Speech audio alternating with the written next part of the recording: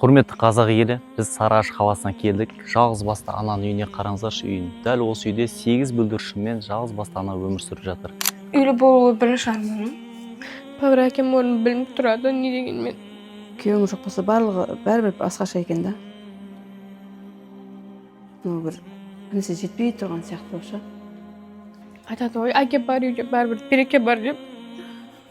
Біледі да, келмейтінін ше. Су өтпей ма?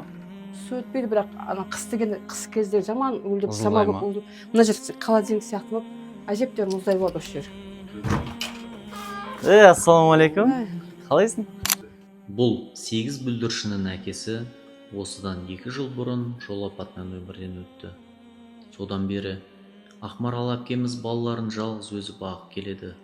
Тағдырдың қанша сынағы болса да, ана жүрегі балалары үшін әлі де үміт үзген жоқ. Бұл балалардың арманы өз баспанасы болуы. Қатты қиналдым басында, енді күйеуім жоқ кезде. Қайтыс болғаннан кейін 1-2 жыл қатты қиналдым. Енді үйде ең үлкен мен болғаннан кейін тек алға қарай ұмтылғым келеді. Еріп келе жатқан бауырларыма жақсы әпше ретінде тек қана оқу. Не? Кім үй ол? Біздің. Қағазға салған суреттері жай ғана арман болып қалмаса екен.